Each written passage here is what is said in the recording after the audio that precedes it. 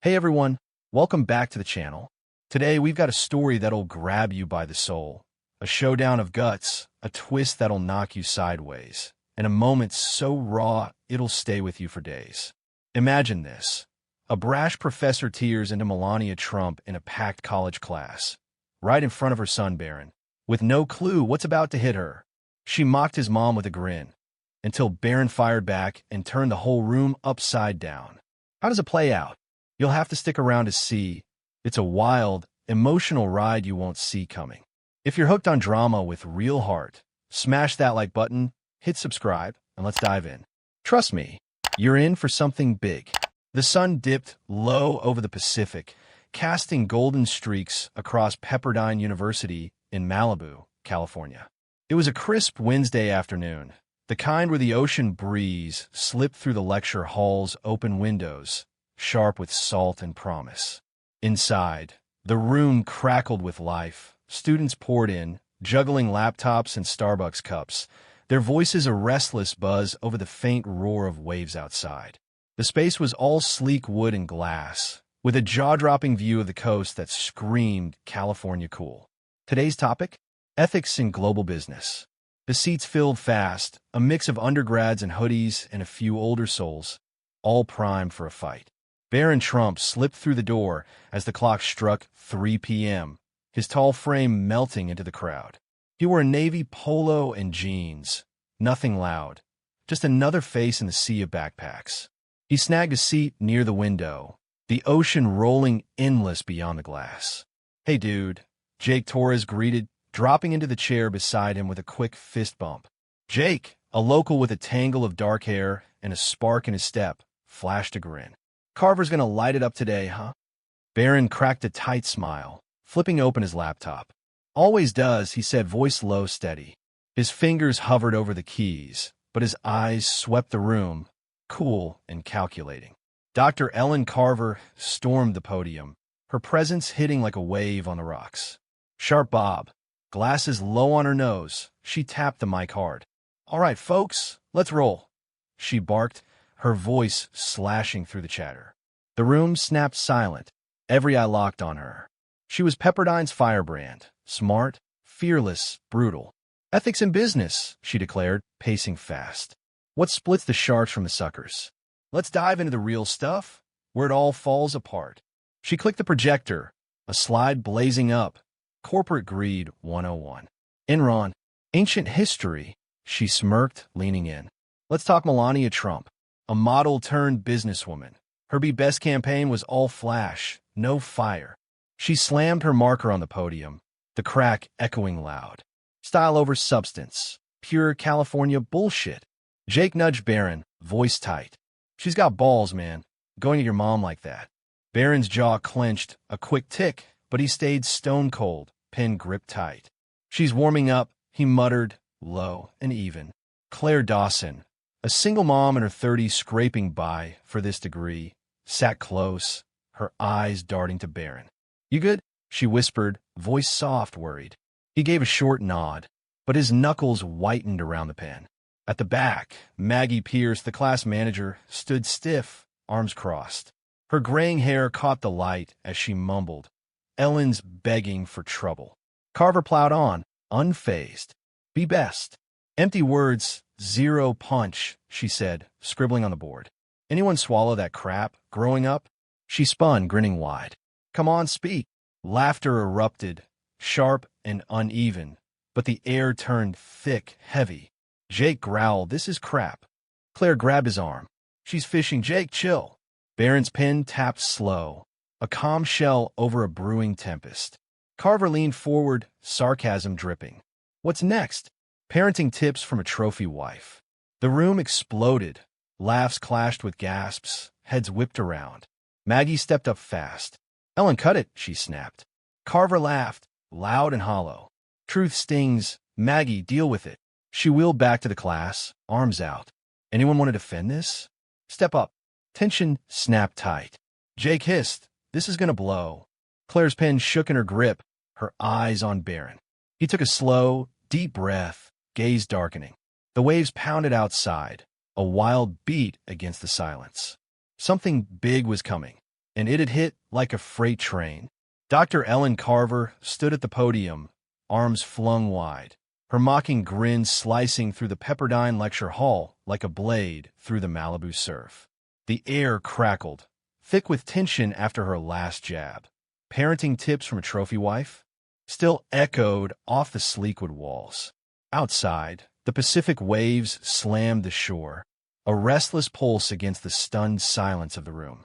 Students sat frozen, laptops forgotten, eyes darting between Carver and Barron Trump, who sat rigid in his navy polo, pen gripped tight. The gauntlet was down, and the clock was ticking.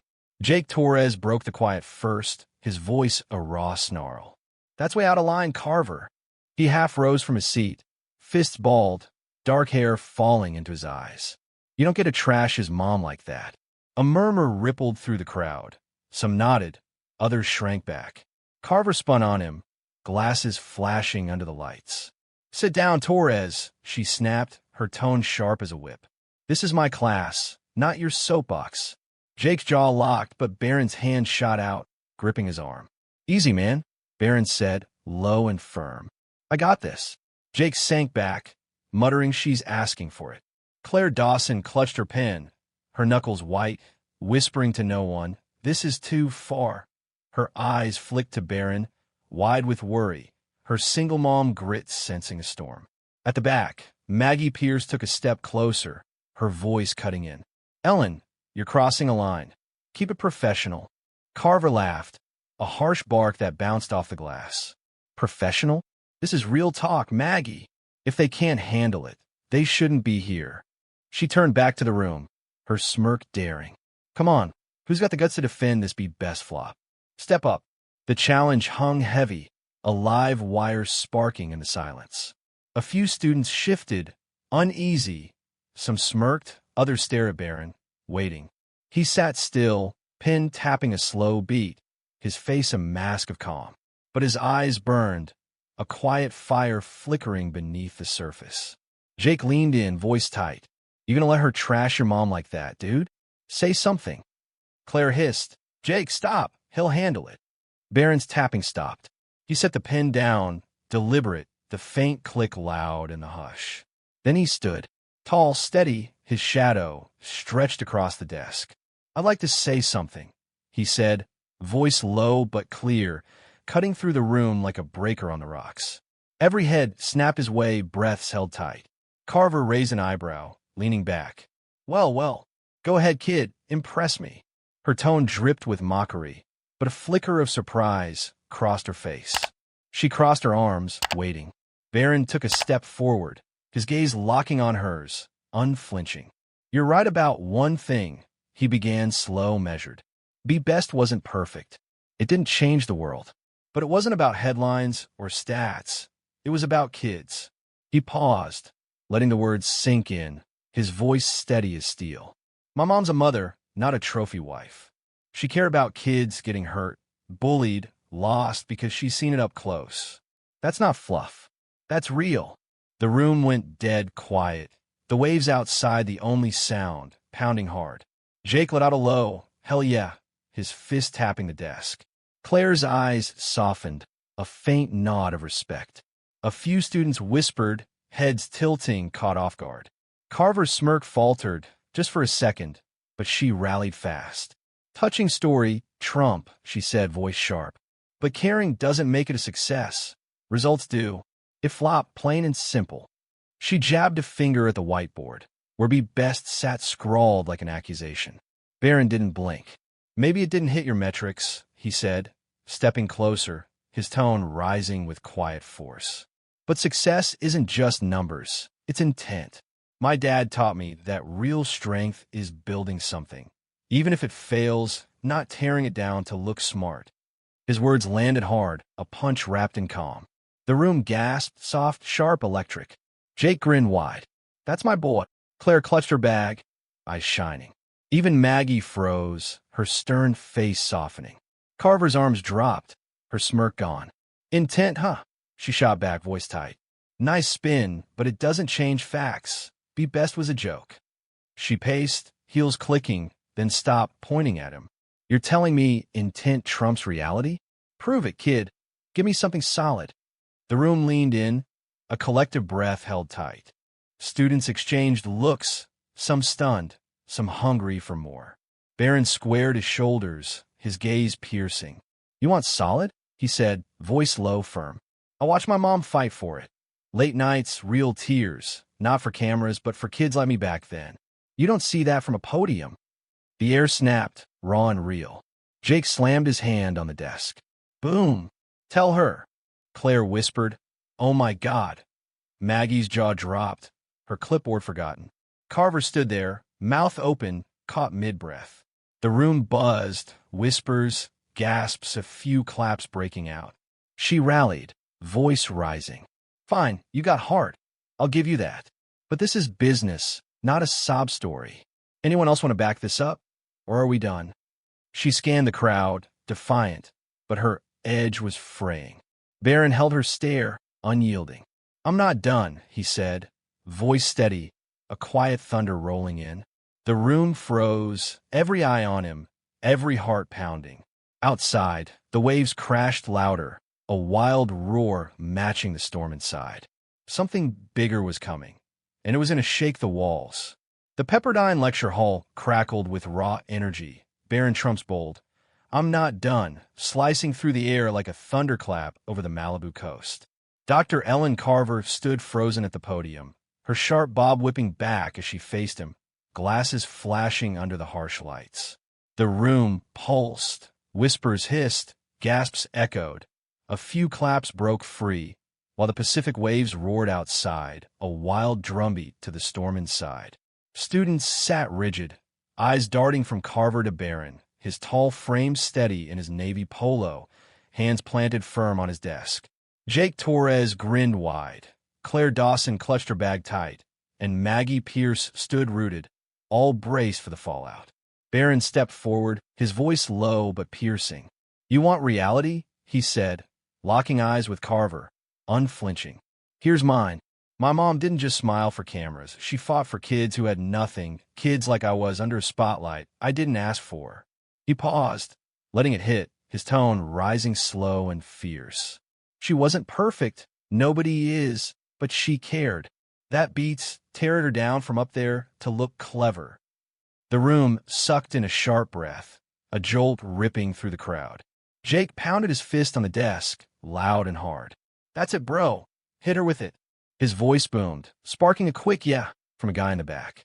Claire's hand flew to her chest, eyes glistening, whispering, he's so right. A girl in a beanie nodded, stunned, muttering, didn't see that coming. Carver's smirk vanished, her arms falling limp. Cared, she fired back, voice tight, stepping toward him. Caring's cute, Trump, but business is results. Be best flopped, deal with it. She jabbed a finger at the whiteboard, be best scrawled like a taunt. Barron didn't budge, his stare a steel blade.